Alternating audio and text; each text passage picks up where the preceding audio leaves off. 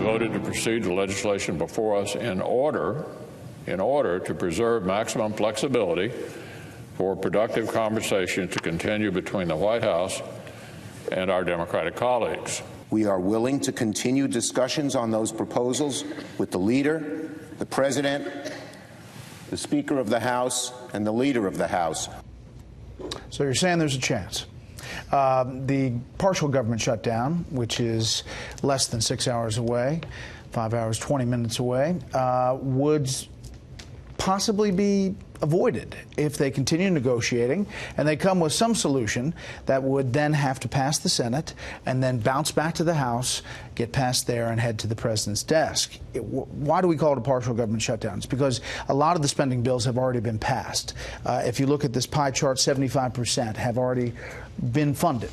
We're talking about 25% here, not yet enacted. It's still a lot of people, potentially, that wouldn't get paid for some period of time, depending on how long it goes. As we talked about yesterday, they got their checks this week. There's a holiday coming up, so there's some buffer room there. But it's still very serious. Let's bring in our panel. Start there. Tom Rogan, commentary writer for The Washington Examiner. Molly Hemingway, senior editor at The Federalist. And David Cantonese, senior politics writer for U.S. News and World Report. Okay, David, so, you know, they left this vote open today because the Republicans didn't have the votes. Right. And then they make a deal, and now they're talking. And we just don't know where that's going to go. Something's going to have to give if they can get this done in 4 hours. Either they can maneuver the language so it's for border security, but maybe not for exactly a wall. Maybe they throw a little money and then Trump can claim victory. But look, I think the Democrats hold the cards here. I thought it was very telling that earlier in the day, when the vice president went up there with Jared Kushner and Mick Mulvaney, that the meeting was with Schumer. It is not with McConnell.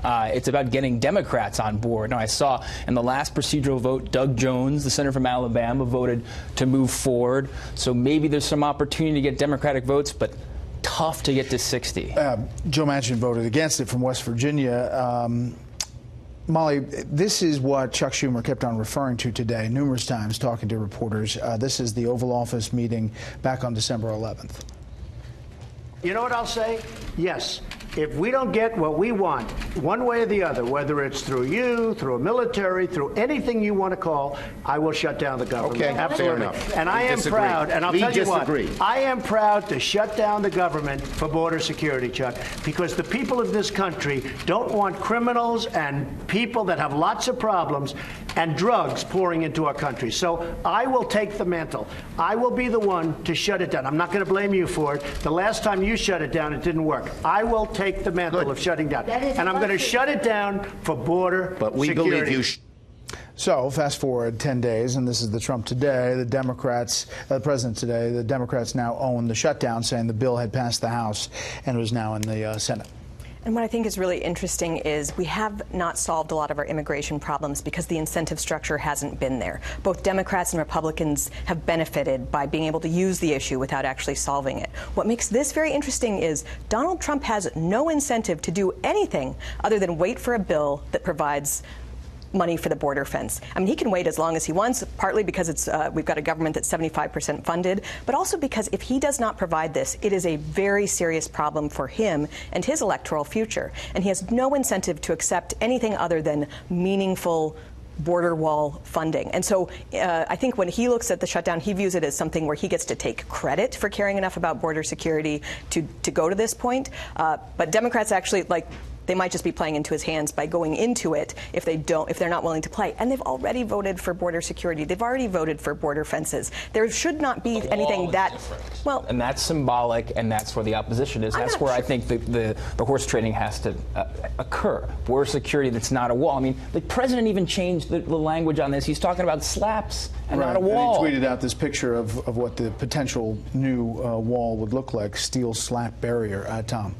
Yes, look, I think David is correct that if we get to a shutdown, there will be fudging of language, some money. But to Molly's point, I think that is the critical component here. I think President Trump, to a degree, wants the shutdown because he feels, especially in the context of the Mattis, the negative coverage there, he wants to show, actually, I'm the hard-charging, I'm the candidate Trump. And that will matter going into that presidential election year, because whether you know it or not, or whether we know it or not, a lot of Americans did vote for him then. I also think the president's benefit is that Democrats being seen to oppose border security from a hard left line, by a lot of American perception, will be negative for their candidate. So this may flip in his favor later on. Yeah, we'll monitor it throughout the night, and you'll see all the developments here on Fox News Channel. You mentioned Secretary Mattis stepping down, resignation letter yesterday that was, you know, frankly, there were a lot of things in that letter. If you read it again and again and again, he does not say anything positive about President Trump, and he's very pointed about leaving because of ideological differences, and specifically about Syrian troop withdrawals and then Afghanistan troop withdrawals. Molly. And I think one of the things that was interesting that came out about this was that we learned 8 months ago Donald Trump gave Mattis 6 months to get out of Syria. And not only did he not come up with a plan to get out of Syria, it seems like he took that time as an opportunity to ramp up efforts in Syria.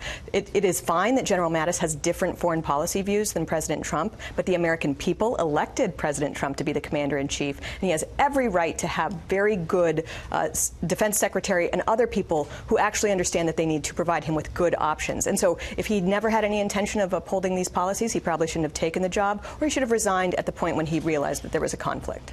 However, critics would say, David, that how it happened, the process of, you know, the story leaking that this was starting to happen, and then the president tweeting it out, and the allies and the lawmakers and the oversight and the Pentagon were really in the dark. Yes, and I think, you know, the story that's been told is that Mattis went over there one last time to try to change the president's mind on Syria, but then had his resignation letter written, submitted. I mean, we were talking in the green room before, though. I mean, who gets better press in Washington than General Mattis? The guy, I mean, is getting accolades from Democrats, from liberals. So I think there is some of this piling on. And by the way, Trump. some of them said that they were really opposed to having troops on the ground in Syria. For sure. And now they are suddenly really behind that effort. Because it's an anti-Trump thing. So I think there is something to that. I would just say the broader question, though, who replaces Mattis, is going to be a huge question in 2019. The president's going to have 4 cabinet confirmation hearings, UN ambassador, defense, attorney general, and interior.